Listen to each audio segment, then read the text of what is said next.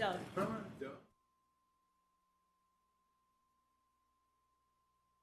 Afternoon. I'll call this meeting to order. We'll have a moment of silence and the pledge led by Ms. Christie.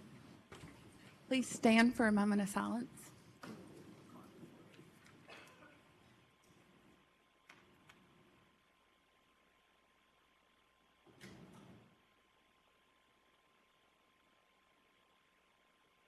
Face the flag.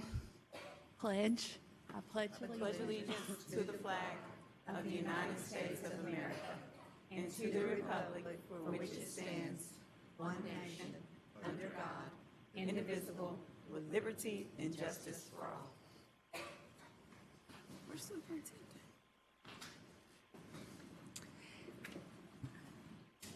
Okay, we have a few announcements. The board met in executive session this afternoon at 4:30 with representatives from the law department. Mr. Dupler, would you mind providing some information regarding executive session, please? Yes, Madam Chair, thank you. The board had an executive session this afternoon, which is a closed meeting under Smith County Education Association versus Anderson and Van Huger versus Warren County Board of Education. That is an opportunity for the board and its attorneys to discuss pending litigation or claims, and there was no deliberation by the board whatsoever. It was simply a question and answer session for council. Thank you. Thank you so much. Superintendent Thomas will not be joining us this evening. He is attending the Tennessee Organization of School Superintendents Legislative and Learning Conference in Nashville. Yeah. That's a mouthful. So hopefully he is learning lots, and we'll bring that information back to us. Also, we wanted to share some great news with you tonight, and I would like to turn the floor over to Ms. Satterfield, please. Thank you, Madam Chair. So I serve in the 1st District, and you get the joys of sitting right here by our student rep. Our student rep is pretty amazing. We've been able to build bonds and have a lot of conversation. He's a really dynamic student. So the committee that selected Noah Kelly, he did a great job. But in this moment, I would like to bring my director up from Maryville College, Elaine Bowman. If you can come to the podium in the middle.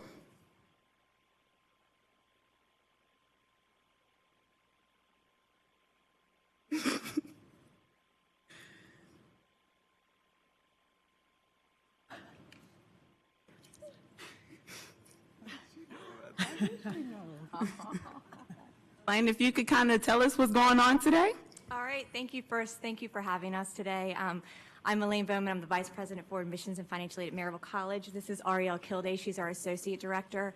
And I thank you for this opportunity to talk a little bit about Maryville College and a little bit about NOAA.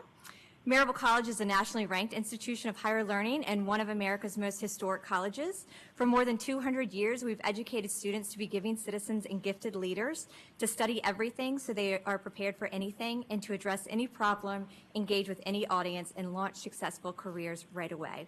Maryville College offers nearly 1,200 students from around the world both the beauty of a rural setting and the advantages of an urban center, as well as more than 60 majors, 7 pre-professional programs, and career and preparation programs from the very first day of campus to their last.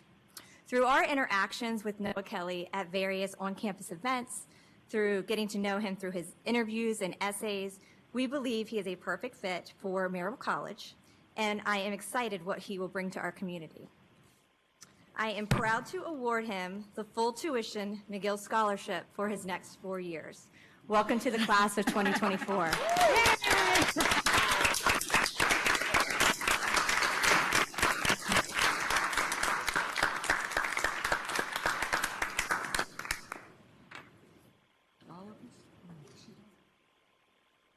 Yeah.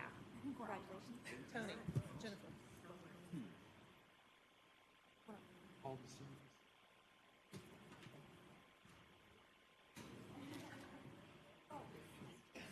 I know, I thought the same thing.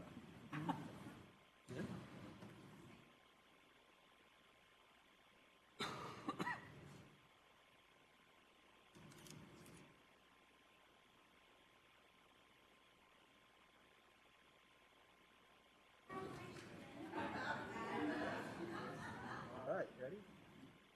1, 2.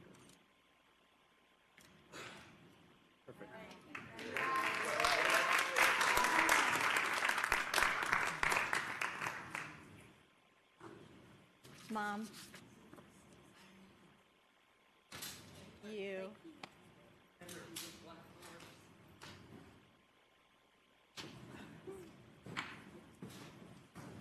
I would like to just to add a little bit to the scholarship. There was over, I think about 50 people that interviewed for this, and we selected 63, and we selected 5 full tuition scholarships. So Noah is one of them. Very nice. That's how fun to be able to recognize you, Noah, and congratulations. I know this board is very proud of you, and we know that you will do great, great things. So thank you, ladies, for being here. It's exciting to be able to announce that tonight. Thank you. Okay, do we have any changes to this agenda?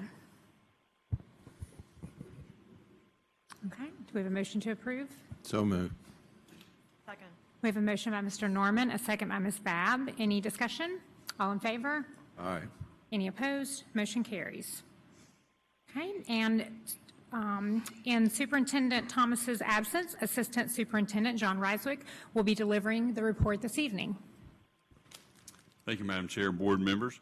As Ms. Horn mentioned earlier, Superintendent Thomas is at the Tennessee Organization of School Superintendents Legislative and Learning Conference this week, so he's asked me to share some brief updates with you on his behalf. First, I'd like to begin by congratulating South Knoxville Elementary, which will be recognized next week at the Tennessee Conference on Volunteerism and Service Learning. South Knoxville Elementary is one of only 16 schools across the state that will receive the conference's 2019 Award of Excellence. The award recognizes outstanding work in areas of service, service learning, and volunteerism, and the district is pleased to see the efforts of Dr. Tana Nicely and her staff paying off. I'd also like to highlight an upcoming event. On Tuesday, February 18th, Knox County Schools will celebrate its Teachers of the Year during a dinner at the Knoxville Convention Center. This is a great opportunity to honor outstanding educators in our buildings, and the KCS district-wide winner will also be announced at that time. We're excited to welcome board members to this special event. Finally, I want to remind everyone of 2 student holidays that are upcoming and are coming up soon. Monday, February 17th is an in-service day, and Tuesday, March the 3rd, a primary election day. Students will not be in class on either of those days.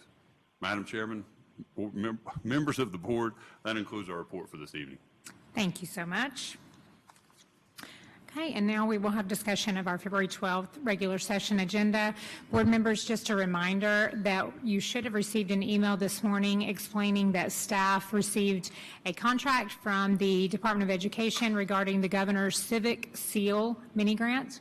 This grant is being considered as item 7B on next week's voting agenda. So that wording was updated to reflect the addition of that contract and is attached for your reference. Okay, do we have questions on item 1, C1? Okay, D1?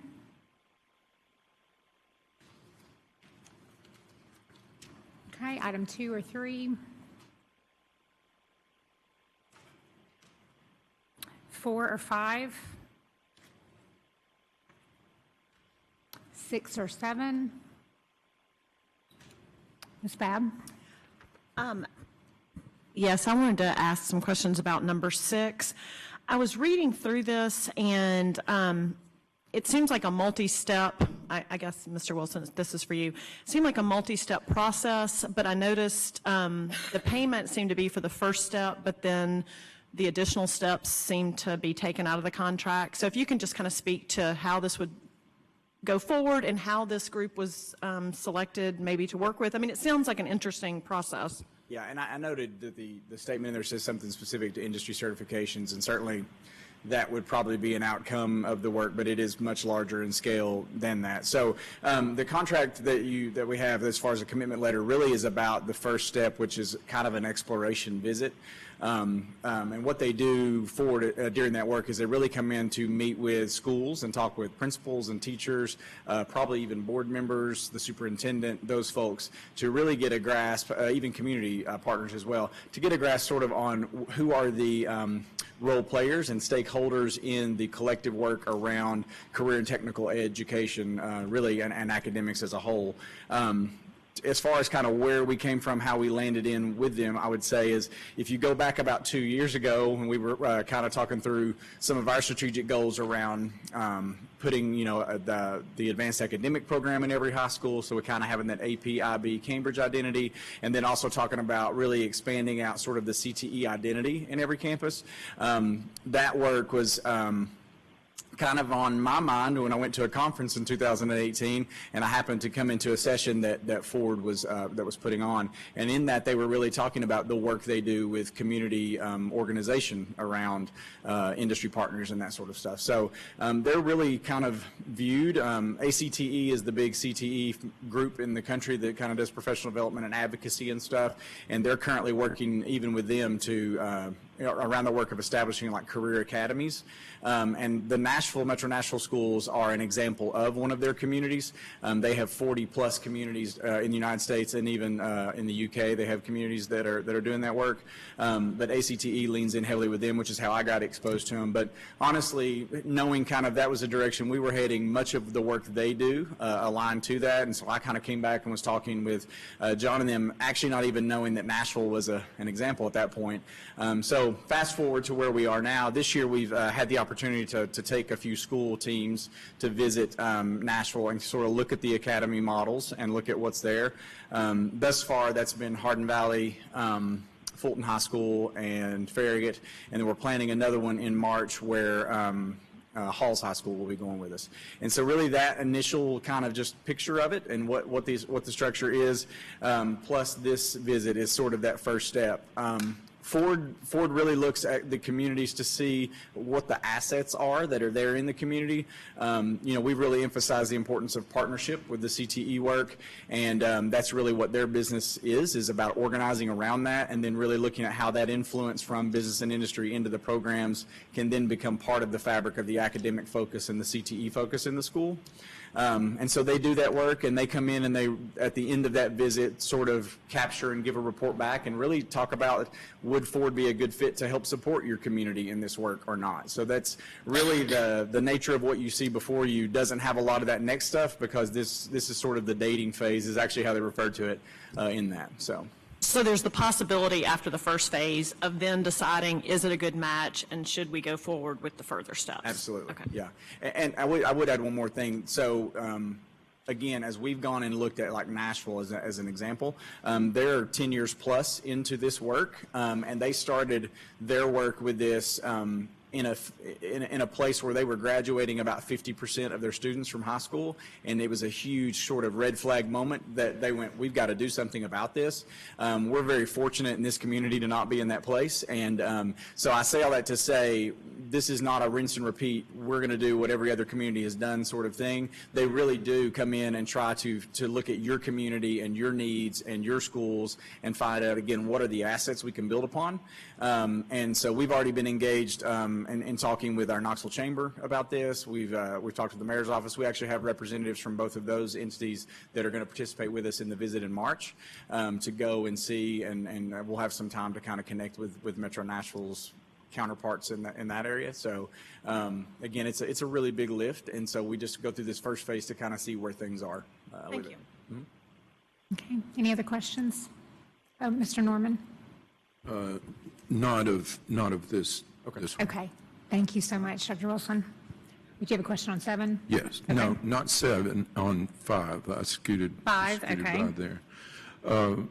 So is anybody here to talk about the, Dr. Ryswick? okay. John, are you the one to talk about this? Mr. Norman, I can probably answer some of those, and some of the funding structures will be public affairs, and then, but yeah, I can speak to the process if you want. And sorry to the board, for some reason I couldn't open up any of the attachments on this agenda, so I've got a few questions. My only question here is, it says donated funds. What are those? So I'll take a shot, and Ms. Harrington, if you want to jump in to help out, you can. So we do the Principal Institute every year in the summer, and bring in speakers, and then as well as have our presenters present for that too, kind of professional development for the year. A couple of years ago, is to bring in keynote speakers. A committee was formed that had teachers and principals and some of our district staff involved in that. And so they vet the different folks based on what the theme will be for that. And so this person was chosen for that. And my understanding is that typically public affairs donations from outside the district come in to fund that through our public affairs department. So who is Public Affairs Department? Be Miss Harrington. Okay, I'm just not familiar with the structure or any of that. That's okay. We work with departments within central office to host different events throughout the year. And so one of the things that we do is try to secure sponsorship dollars from our community and business partners. And so that's when we say donated funds. That's Okay, really so what we're this talking could about. be a variety of sources. It's not just one source. Typically, it's more than one sponsorship. Okay, all right, that's fine. I'm good. I do have a question about 7, though. Okay, go ahead. You want to go ahead and read Go ahead. it? What is Go your ahead. question Have you, about 7? yeah. That's fine. I just want to know the money side of it. On I don't- Tremont? Yeah. Sure. So the money side of Tremont programs, there is a student fee, or a fee based on the per student or per teacher as well, cost for the programs. Most of those, that fee is... Excuse me, I'm sorry. Who are you? Sorry. Yes. Sorry about that. My name's David Reedy. I'm a community development specialist with Tremont Institute. Okay, if you'll hold, please. Sure. Mr. Norman, so what was exactly your question? Is that what you Financials. needed to know? Yeah, financials. Okay, I I'm just sorry, wanted- we just didn't I know who was you were. I was unable to get any of the physical stuff, and so I'm just trying to understand what that is. Sure. Thank you. Yeah, so the way Tremont Institute operates, there is a cost per person on for school programming. Most of that cost is generally paid by student families. Tremont Institute does give out around $150,000 in scholarships each year, with a priority being that scholarship money going to local schools such as Blount County, Knox County, Sevier County schools. And that scholarship funding can cover up to 25% of the program cost. In addition, we work with outside sponsorship partners, businesses, foundations, et cetera, to try and alleviate the cost for local school partners to try and make sure that there's equitable access to our programs and education opportunities in the Smoky Mountains. Okay, so this is a 5-year. Can I, Mr. Norman, if we can just turn it over to Mr. Dupler, because we're actually, this is actually a form agreement, so probably Mr. Dupler can help with that. Okay. Yeah. Thank you, Madam Chair, and thank you, Mr. Reedy, for giving that explanation.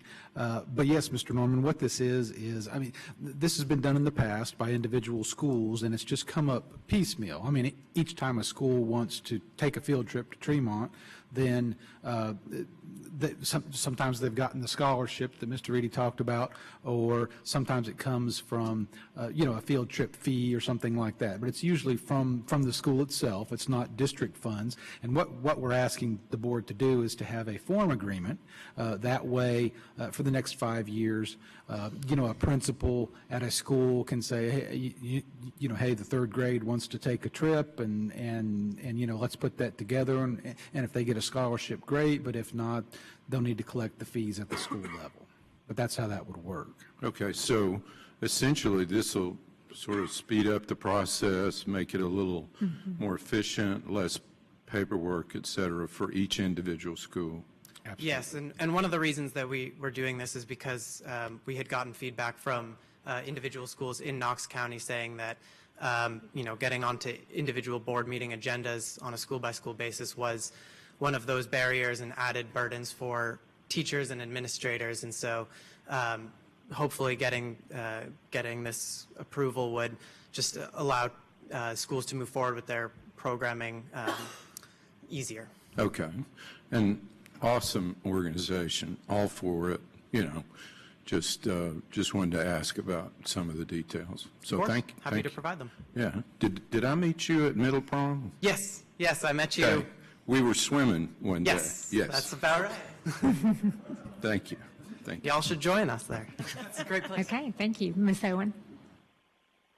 My question is for Mr. Dupler. When we do a form agreement, is there a sunset on that when a future board would have to look at it again? Or is it how long does it last? Mr. Dupler? Thank you, Ms. Owen. Thank you, Madam Chair. So we normally put 5 years on these. So, I mean, and that's on the agenda. So the answer is yes. After 5 years, then the board at that time would need to take another look at it and could easily extend it if things haven't changed. But, you know, in 5 years, a lot of times there's tweaks and amendments to an agreement that you might want to look at anyways. Okay, any other questions on 7? Okay, we have questions on 8. Ms. Owen, your light is still on. Thank you. 9, 10, or 11? Questions on 12? Okay, moving into board policies. Anything on A? Mr. Norman? Yes, could we read the revisions of the policy on both of those? I just couldn't pull them. Okay, Mr. Dupler, would you like to discuss the portion that you added, or I think that's the only addition that was made. Can you pull it up, Mr. Norman? All right. Maybe on this one. The naming one, yeah.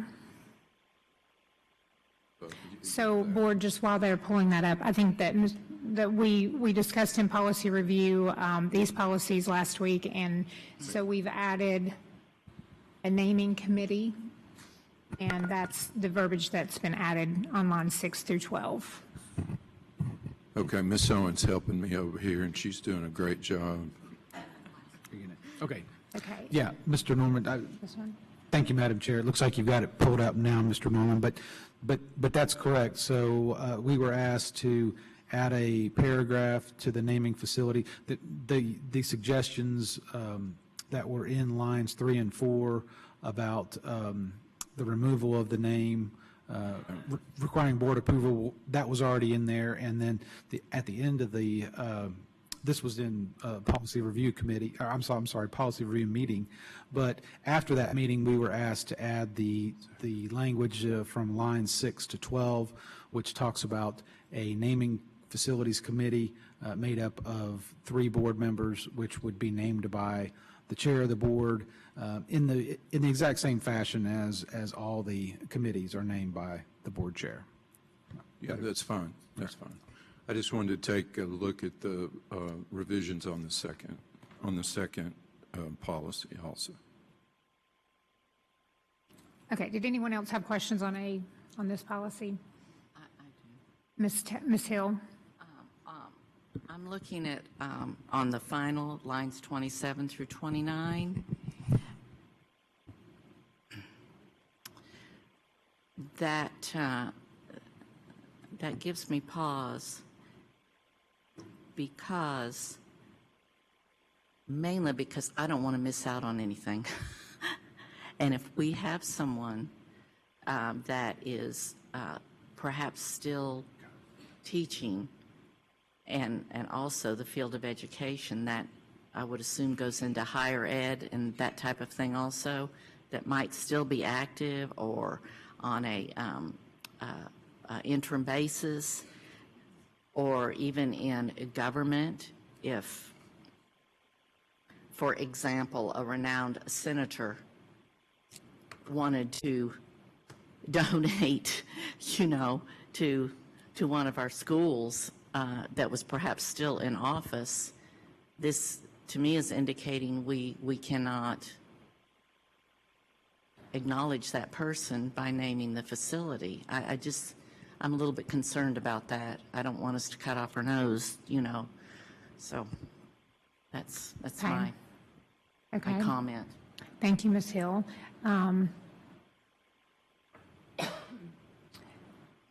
Mr. Norman, would you have any? Nothing else. No, okay. Okay. Any other comments on that portion of the policy?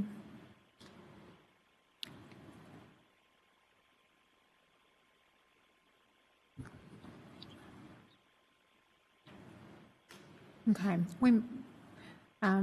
Ms. Hill, if you want to think about other verbiage that you would offer, you could always offer a substitute motion next week. Okay. Moving on to policy J191.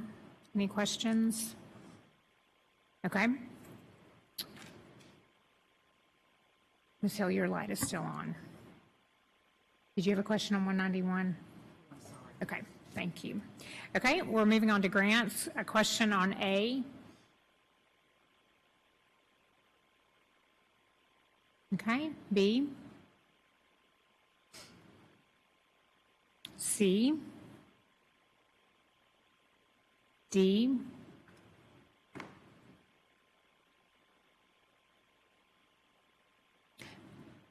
Mr. Wilson, since you're here, can you just give us a quick rundown about the STEM startup, what that entails, and for Hardin Valley, and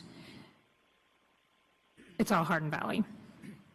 Yeah, if you don't mind, I may actually have Laura Denton do Sure. that. She and Christy Seals, actually, who's our college and career specialist, did most of the legwork. Okay, great. on that, Thank you. Hey, I'm Laura Denton. I'm the grants manager. So Hardin Valley Middle got 2 different grants. The STEM Startup Grant is, as you can see in what you have, primarily equipment. It's actually 100% equipment, and that will be used for a STEM night in the spring and then be used in their STEM coursework beginning in the fall and going forward. The CTE Startup Grant is actually for transportation and substitute teachers to take all of the students, of course those that have parental permission, to visit colleges, so Pellissippi, Tennessee, TCAT, UT, so on and so forth, possibly LMU. They're still working all those details out. And also to visit some local businesses such as Denso, ORNL, the Mega Lab at UT, et cetera. And so that would allow at least 1 field trip for 6th, 7th, and 8th grade. Great. Okay, thank you. Any other questions while she's here? Okay, thank you. Okay, questions on E? F? G? Okay, moving into contracts. Questions on A? Ms. Babb? Yes, if somebody just could talk a little bit about what this is going to allow the schools to do. I'm thinking it's what some of my parents have been asking for, so I just think a little bit better explanation of it would be great. Mr. Oakes, did you want to Yes, comment on ma'am. that? What this will do is give us a consistent visitor management system in all of our schools across the district. And Chief Producers have been working on it with a committee of folks for the last number of months. And I'd let him talk about the details and the process that they've gone through. Okay, thanks, Chief. Yes, ma'am. We, in our communications with our schools and our principals, visitor management problems and processes were continually discussed, and so many of our schools ask us to help develop a visitor management system. And so we were fortunate enough to get a community-oriented policing services grant, and we were able to budget $144,000 to put a visitor management system in every school. And really what it is when visitors come in, they'll be able to log in. The system will print out a visitor badge with their name, a current photo, a date and a time, and the purpose for their visit. And one of the things that the vendor will provide is a daily update of the Tennessee and the National Sex Offender Registry. And so if you come into your school and you register and you're a member of the Sex Offender Registry, it will immediately identify you as such, and then there'll be protocols in place to address those kinds of issues. And then our trespass database, because we have automated it over the last couple of years, we'll be able to push that database into the visitor management system. And so if you are not allowed on campus due to a misconduct issue, that will also alert. The system will be able to send text messages to designated school personnel, to include the school security officer, our law enforcement partners, designated school personnel, and if you deem it necessary, you can even send a text message to 911 that will alert them to some kind of problem inside your school. And then you can do customizable reports to track your parental visits, your vendors, your contractors, and anybody else that visits your school, and you can track your volunteers and volunteer hours and those type of things. Thank you. I'd had parents that had seen these at other schools or come from other school systems, and I know had been wanting something like this. Yes, ma'am. And the driver's license is what they must have to check in, is that correct? They don't have to have a driver's license. Now, one of the things that this system allows is you will have a scanner, and so if you have a government-issued ID with a barcode, you will scan the barcode, but in the absence of the driver's license, most of the schools do require some identification, and then the first visit that you have to the school, you will have staff-assisted check-in, where a member of the staff will help you check in, and then once you become a known, approved visitor, then that check-in process is even quicker, but you'll have a scanner, and if you have an ID that has a barcode, then, which is typically a driver's license, then that is the preferred method. And then one unique feature of this system is it will take your picture, and so to whereas some systems pull the picture off your driver's license, this system will actually take your picture. So if you're visiting a school today, the photo that will be placed on your visitor badge is a picture of what you look like the day you visit. And so you don't have to have a driver's license to gain entry any more than you do now. Okay. I think Mr. Norman's light was on next. Thank you, Madam Chair. Thanks, Gus. Talk about the money again. We allocated $144,000 for this, and it's part of a grant that we received about a year and a half ago through the COPS office in Washington, and COPS is Community-Oriented Policing Services. We actually got about $288,000, and so we allocated it about $144,000 to fund the visitor management system in every school.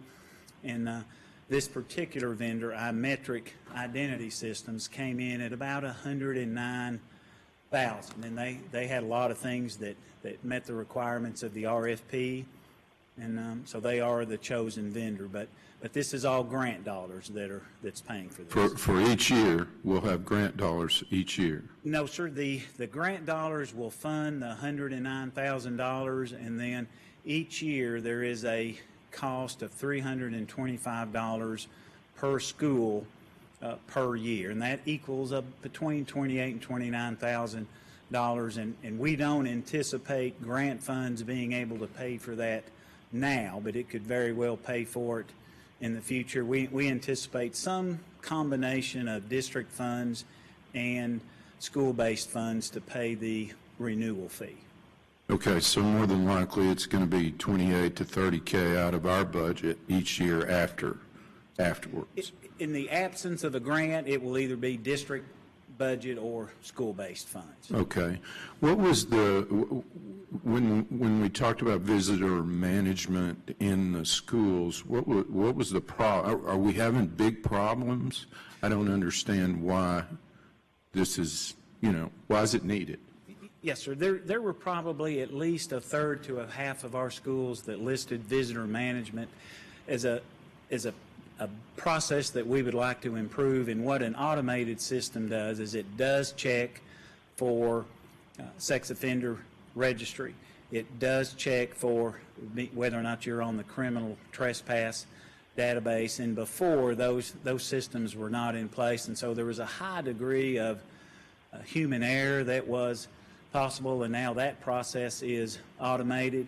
And the visitor check-in system traditionally is you go in, you sign a roster, and you get a pass to place on your chest. This process, the badge will be printed off, your picture will be on it, it'll have a date and a time, it'll have a destination, and then when you check out, you come out of the visitor management system, but we're able to develop reports to track basically the comings and goings. And so the opportunity for human error is dramatically reduced in an automated system. Okay, so I can see how that screening process would be helpful. Have we identified situations where people, such as you've described, sex offenders, et cetera, have slipped through into schools? Well, I cannot detail specific examples, but I think there are, I think it's reasonable to assume that on occasion, sex offenders do come onto our campuses, and we don't know that they are sex offenders. There are rules about what sex offenders have to do and when they can come on campus, but by the very nature of a sex offender, they are not known to be rule followers. And so in the absence of them notifying us, which they are required to do, and then us managing when they can come onto campus and when they cannot, I feel comfortable saying we probably have sex offenders that come onto our campus that we probably don't know about. And so this will eliminate that process. Okay, thank you. Yes, sir. Ms. Satterfield? Thank you, Madam Chair. If you could kind of describe the training process that goes into anybody that's on any type of list and they get the notification, how is the training handled to ensure that the people that maybe front desk or whoever's at the desk knows the proper protocol? What does that training look like? Yes, ma'am. This vendor will pay a visit to each and every school and do one-on-one training with designated staff on how to manage the process. And then additionally, they will help us draft our protocol based on best practices in terms of their experience in other jurisdictions. But one of the good pieces about this vendor is they will do on-site training one-on-one, and they will visit every school in our district with a team of individuals that will coach our folks up. Thank you. I would like to see the protocol that you all draft of the training, just because my biggest concern is that regardless, whatever list that they might find themselves on, be it that it happened maybe 20, 50 years ago, that they're still treated with human dignity as well. And so that's my biggest concern. Yes, ma'am. This will never replace common courtesies. Ms. Owen? Does the system use any existing computer hardware, or is it all provided by iMetric? Some of the hardware will be either provided by the school, or we have the option of purchasing some hardware from the vendor or purchasing it from other sources. And because the vendor came in at $109,000 and we allocated $144,000, we have a little bit of a cushion. As long as we spend that money directly for visitor management related issues, we'll be able to use some of those extra dollars to help fund any hardware gaps. They do provide software. They provide a camera, a scanner, and a printer. And there are some hardware needs that they provide, but you have to purchase those. And then we have some internal, we have a lot of resources internally that we'll use. Okay. Do we have any idea about the lifespan of their system and their hardware? How replaceable? How often do we need to replace? What kind of cycle? We do know that we will run out of badges, and they give us so many thousands of badges on the front end, but it literally is just a paper badge. And once we get the initial supply, which again is several thousand, we'll replenish those ourselves. The printer is very inexpensive. We anticipate the camera and the scanner having a several year lifespan, and I think this initial contract with this vendor is good for 5 years, and we're comfortable that the hardware should last that long. Thank you. Yes, ma'am. Okay. Any other questions? Ms. Hill? Hi, Chief. Good afternoon. How many, and just roughly, how many adults would you say that we send the letters to each year forbidding them from coming on school property? Yes, ma'am. And I'm working from memory, but I think last year we probably sent between 30 and 40 criminal trespass letters, which forbids an individual from coming on to any campus within our system. And then we probably send a comparable number of civility letters, which is just what it sounds like. We send them a copy of the Board of Education Civility Code, and we draw attention to the fact that they were disruptive to the educational process, and we ask them not to do that again. So civility letter is typically our first option, but in years past we've just kept a paper file of those, so it's a little bit less than ideal. And then the trespass letters, like I said, 30 to 40, and they typically are system-wide. They are not school-specific, and they do not expire. But because a couple years ago we automated that process, we have a database now that we can check.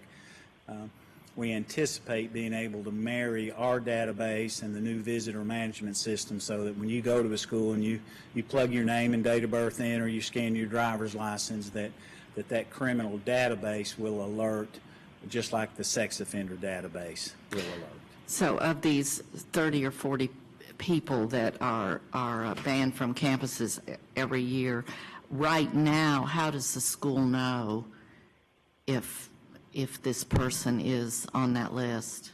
Yes, ma'am. I think in the short term it's easy, because anytime we do a letter, if we do a trespass letter, someone from security signs it, and then we also ask that the principal signs it. And then we always have a copy that we send to the school. We always send a copy to our school security officer. So in the short term, that school year and maybe the next school year, if nothing changes, we are able to track that. But if you get a new principal, if you get a new security officer, if you get a new secretary, then the trickiest part is sometimes you forget. And so this automated system will take some of the guesswork and some of the burden of trying to keep track of it just as a human being, and the automated process will take some of that off of us who just try to remember it. Has that been a problem? I don't think so. If you do 40 a year and they don't ever expire, and unfortunately we do issue some to parents who have elementary school age children, and so you could have somebody that's going to be on the trespass letter for 8 or 10 years. And just like the sex offender issue, my guess is occasionally somebody comes on a school campus and they have a trespass letter, but maybe nobody at the school knows it. And so that is a problem, just like the sex offender issue can be a problem. And to your knowledge, on the sex offender issue, do we have adults that are on the register that have been in our schools that have created problems? I mean, is that something we deal with on a regular basis? I wouldn't say we deal with it on a regular basis. I can vaguely remember 1 or 2 conversations with a school about a particular sex offender, and maybe the principal has some information that they feel like they would like to use some discretion with a sex offender. And the reality is, school principal or security personnel, there's very well-defined limits on when a sex offender can visit campus, and we don't have any discretion to impact that. And we know we've had 1 or 2 examples where a principal trying to do the right thing, but maybe exercises a little bit of discretion when they probably shouldn't. And so there again, it'll take all the guesswork. Mr. Oakes, did you want to add something to this? I did, and I think... The mic isn't working. I think the real value of this system is it gives us some consistency and ability to look at something every time somebody comes into the office and signs in for whatever reason, and we don't have that right now. This will allow us to look and see, what your issues might be. And, do we have sex offenders on our campuses? Yes. Because we have parents who are sex offenders, right, and we have to manage that, and those we think we're fairly aware of, but maybe not. And the issue with trespass letters goes back to the long duration of a trespass letter. And if I received a trespass letter for an incident that occurred in School A, the folks in School A for an extended period are going to remember that and know that and enforce that letter. But I may have kids that are in School B, C, and D, or matriculate to School B, C, and D, and the folks in those schools don't necessarily have an awareness of that letter. And if we issue a criminal no trespass letter, there is some level of thought that we will enforce that letter. And if we don't enforce those letters, then that becomes Right. problematic in itself. Should we ever, find ourselves in court over one, if we haven't been consistent in our enforcement, that's a problem. I'm wondering, is this policing grant, what's the source of that? Is that some of Governor Lee's allotment that he was No, putting ma'am. towards security? The monies that are paying for the visitor management system are federal dollars through the COPS office, which is under the umbrella of the Department of Justice, and so they are federal dollars. Okay. I don't object to this. I just know that sometimes when the parameters are very narrow about how you can spend grant money, that I just don't want this to be a reach because we have the money and we need to spend it. And I don't mean that. I promise I don't mean that negative, but I'm trying to be just very careful about anything more that we might add to the plate of our schools. And this is something that I just hope doesn't end up being a real headache for our school offices and our secretaries and volunteers that man the offices. That type of thing just is really my only concern, given the fact that I'm not hearing that this kind of trespassing is really a presenting problem to start with. That's just. Can I address that a little bit? We have several schools that have used these and like them, and several schools that have them and want them. And the schools have been reaching out and going to different vendors and picking up different products. And we looked at it and said, particularly when the schools did their annual security assessment, like Gus said, many of them identified this as being something that they wanted to do. And when we got all that back, Gus and I talked about it, and I looked at him, I said, if we don't get in front of this and help the schools with this, they're all going to do their own thing, and then we're going to have something out there that we can't manage and can't control. So that's what we want to do, is offer them all a very functional, robust system that is something that, they were seeking in the first place. So this is not something we're doing just because we had the money. This is something that really we went back in and retooled our grant request in order to be able to do this. Okay, good to know. I can sure accept that. Thank you. Thank you. Okay, thank you. Ms. Owen? I just have a quick question, and this isn't really specific to iMetric, but just for clarification, on the no trespass letters, I'm thinking cumulatively, is that 30 to 40 new ones each year, or those 30 to 40 that are active in that year? The 30 to 40 references new ones that we do every year. Okay. So this year we'll do between 30 and 40, and next year we'll do 30 to 40 new ones. Yes, ma'am. Thank you. And if I could address Ms. Hill's question, I think this is the same system or really similar to what they used at the Capitol several years ago. It's been a long time, but it was really fast. So it just printed it out. It's not a high quality photo. It just printed really quickly and sticker and go. We understand that and because time is an issue, and we were real sensitive to putting more on the front office staff. That they estimate, and we've seen it demonstrated, that a first-time self-entry or a staff-assisted entry should take about 25 seconds. Okay. Good. Ms. Satterfield, did you have a question? Okay. Thank you. Okay, any other questions on this item?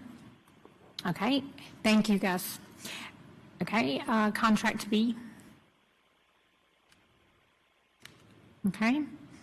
Moving on to regular agenda items, we have A. Any questions on A? B? Ms. Bad? The only question I had, honestly, from the schematic, I couldn't tell anything from it.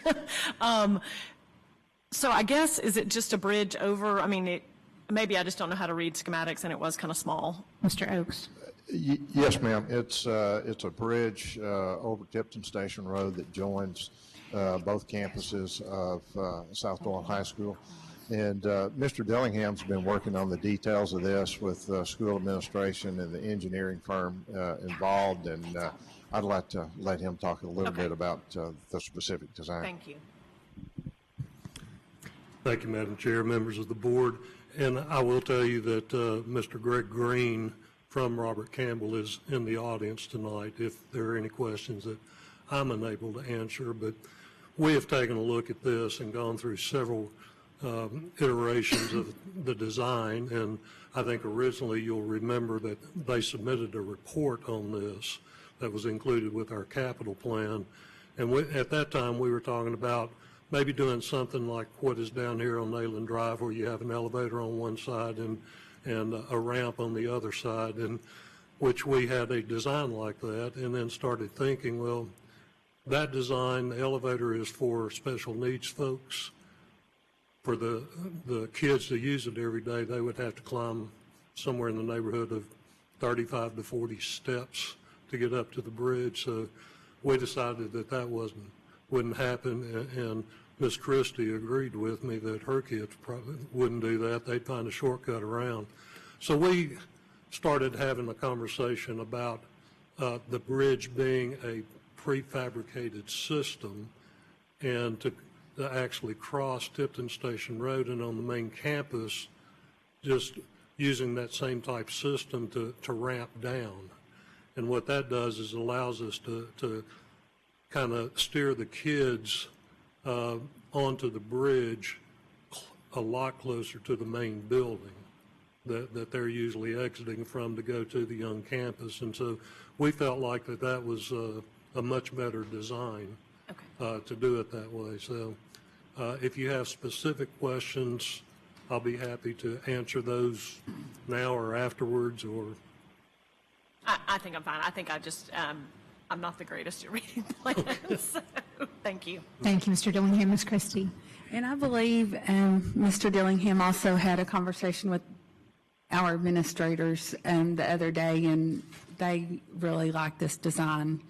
I spoke with them after, and they thought that it would be better as far as getting the students channeled into the bridge and the walkway. Great, thank you. Thank you so much. Okay. All right, moving on to C. Ms. Owen. Thank you, Madam Chair. I just want to reiterate something that we have discussed in the past.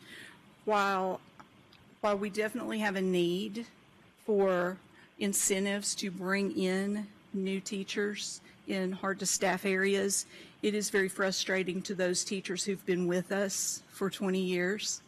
So if we could look at that and consider something to also incentivize those folks who are really doing great with us to stay, that might help also. Thank you. Mr. Norman. Yes, and along those same lines, who would I ask a question of? Mr. McPherson or Mr. Bolton? Oh, Scott, thank you.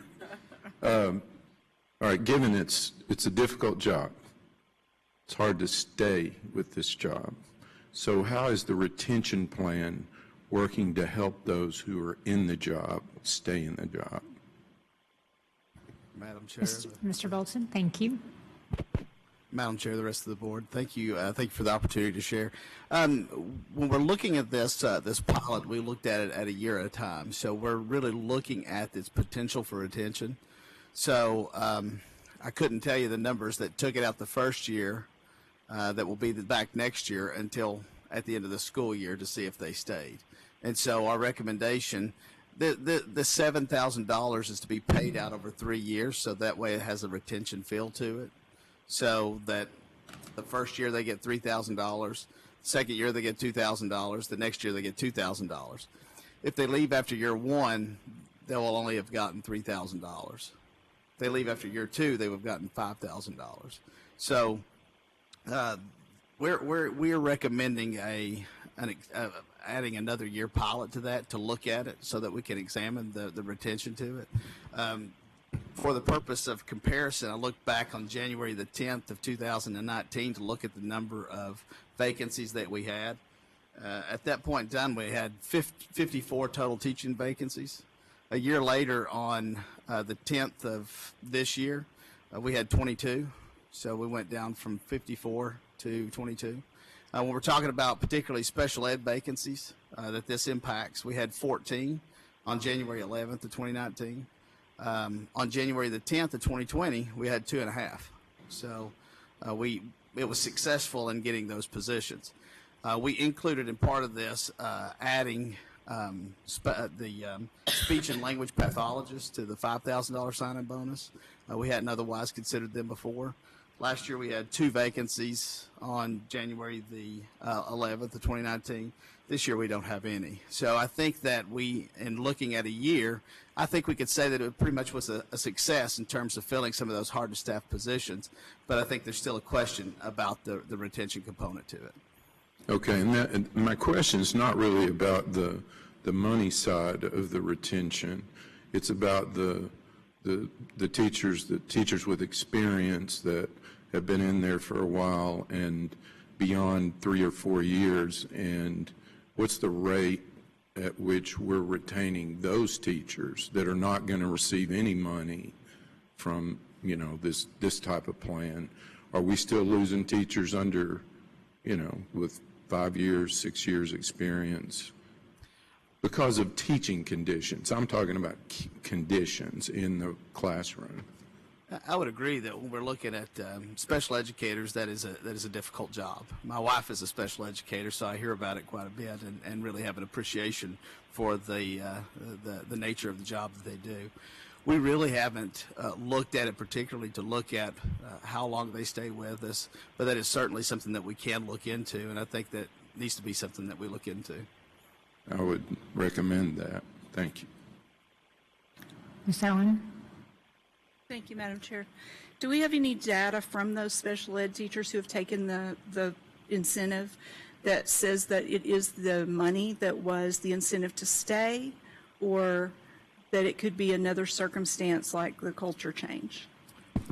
We don't. We do collect exit interviews, so we do have exit data, but a lot of these, of course, that's not going to flash out until the end of the school year. So we will have an opportunity to kind of analyze and to look at those things from that data. But on the front end, we don't necessarily collect data on the front end, say, to determine whether or not the money had any kind of pull to their acceptance of the job or not. So we don't have stay data.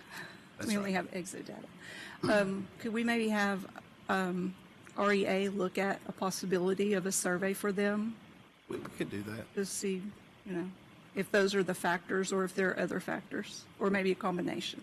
Absolutely. I think that would be useful. Thank you. Thank you. Any other questions? Okay, moving on to D. Ms. Owen, did you have a question on D? I do. The date, it says it's entered into as January.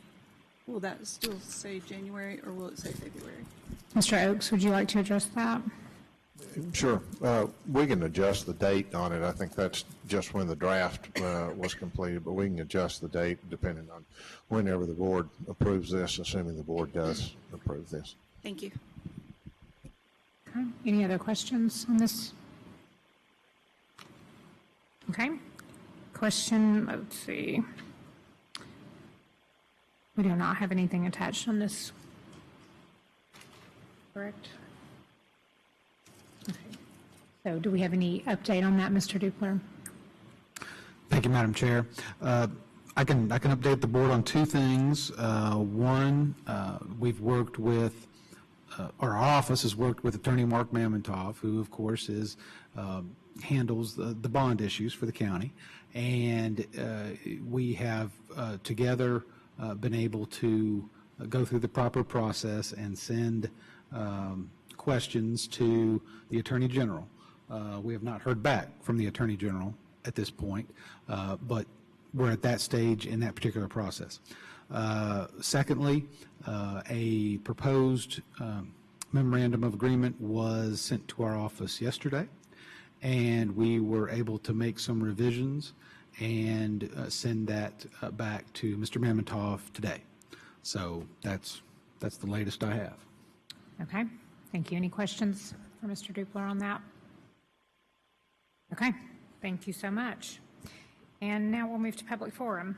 There is no one signed up for public forum. Thank you, Ms. Babb. So we'll move to board forum. Mr. Kelly, would you like to go first this evening? Yes, actually. So the Knox County, the whole countywide PSA anti-vaping contest is going on. It's well underway, actually. I just wanted to remind all the schools that the deadline is the 21st of February. It's a 1 to 3 minute PSA. There's an example on the knoxschools.org website. If you scroll down towards the bottom, there's a vape-free Knoxville logo, and you can click on that, and it'll take you to the page with all of the different details. So all the different winners, there's a first, second, and third place prize. Along with getting a substantial cash reward, your video will also be posted on the Knox County Schools website and shown at the May 6th Smokies baseball game, in addition to some other rewards that haven't been released yet. If you have any questions, you can feel free to email me or the supervisor of the PSA program, which is Ramona Duke. But all of that information can be found on the knoxschools.org website. Thank you so much. Ms. Satterfield? Yes, today was signing day, so congratulations to all our Knox County scholars that signed their way to college. Yes. Ms. Owen? Mr. Norman? Ms. Babb? I was just going to follow up on the National Signing Day. I got to go to West today. It was very exciting. We had 10 that signed today and 5 in the fall, but I know all over Knox County there were a lot of athletes that got to sign to go to college, which is very exciting. Yes. Ms. Hill? No. Ms. Christie? No? Okay. Yes, it is an exciting day. I was able to go yesterday to speak to the Farragut High School Student Government Association Leadership Series. They have leaders who come in and speak to them, so that was a lot of fun to be able to do. So shout out to the SGA at Farragut High School. And we are adjourned.